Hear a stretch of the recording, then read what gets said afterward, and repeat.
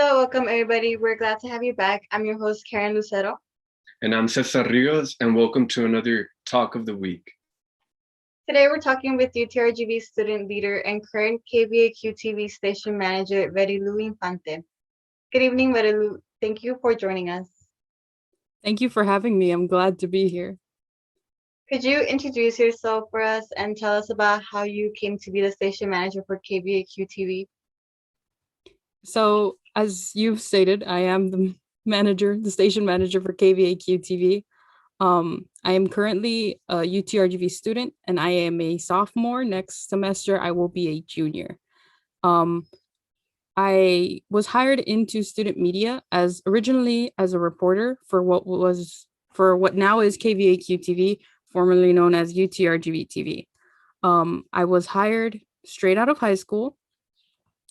They looked into my resume and they really liked it, so they wanted me to be a reporter, a Brownsville reporter for UTRGV TV. This past year, last fall, I applied to be the assistant station manager and the station manager. And luckily for me, I got hired as the station manager. And so what are your day-to-day duties as a station manager? So since our newscast is typically released on a weekly basis, typically Mondays, my work week, quote unquote, starts on Fridays because that's when we have our pitch meeting with the reporters, and they're each assigned to bring 2 story ideas. And I'm in charge of approving them, giving them a little bit of more guidance of what questions they should ask, what they shouldn't ask, which ones I think are typically, quote unquote, newsworthy, like what stories will impact the most people in the Rio Grande Valley. Mondays, I'm checking the newscasts from the prior week, and I'll usually get on Zoom now since we're social distancing, and I'll check the news director's work. Throughout the week, I'm checking what's uploaded to the social medias, how people are reacting to different stories that were uploaded, along with different stories on our website as well. Thursdays, I usually check the reporter scripts to see if they're following Associated Press style with writing. I'll usually approve their videos by Friday afternoon. And then Mondays, the newscast is released. So that's basically what I do on a day-to-day / weekly basis. That's awesome. And well, out of all those articles and experiences that you've had, could you share with us one of the articles that was out of the ordinary for you? I've definitely encountered a few stories out of the ordinary, but one that always hits me, I guess, closer to home and like comes to mind is when we received in a police report from UTRGV PD. When I was a reporter, we got a report stating that somebody at the Casa Bella apartments had tried to poison their roommate.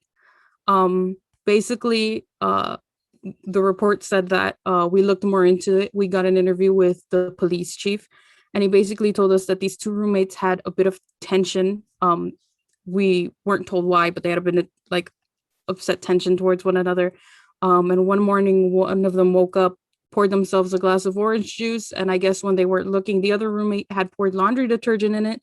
And as the girl went to, drink her cup of orange juice, she kind of sensed that something was weird about it, reported it to, I believe, the person in charge of the Casa Bella apartments.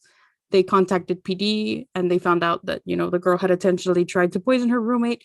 And then I believe they were both separated and one of them was fined for it. Oh no, that's unfortunate. And well, we actually have the clip of that story. So here's a look at that clip. Behind me are the Casa Bella apartments located on the UTRGV Brownsville campus, which house over 400 students each year. The students residing in these apartments are supposed to feel safe and secure living out their everyday routines, but for one female student, the danger was found inside her dorm.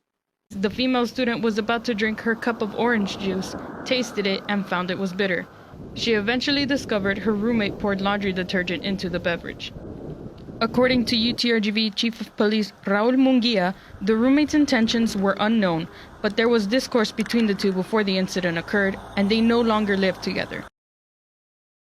So, Verilu, you are also a UTRGV student. What has your experience been like balancing both of these roles? I don't want to say the experience has been easy because that would be a lie. Obviously, no person is perfect. So a lot of managing and balancing between work and school definitely comes with time management. So when I don't have class and if it's a busy work day, I'll focus on alternating between that. My work days are typically from 8 to 5. So after 5 p.m., that's when I dedicate, to schoolwork and homework, any assignments I have. Um, and that's basically how I go throughout my week.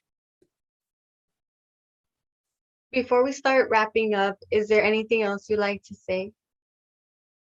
Um, I think definitely that if you are interested in going into the field of journalism or, whether it be broadcast or print, your first step should definitely be putting yourself out there, because even if you don't think you'll be comfortable in a certain field, there are different positions that you can apply for or that you can work as, and you might actually like some. So for example, for TV, a lot of people immediately associate it with, oh, you have to be in front of the camera all the time, but that's not always how it works.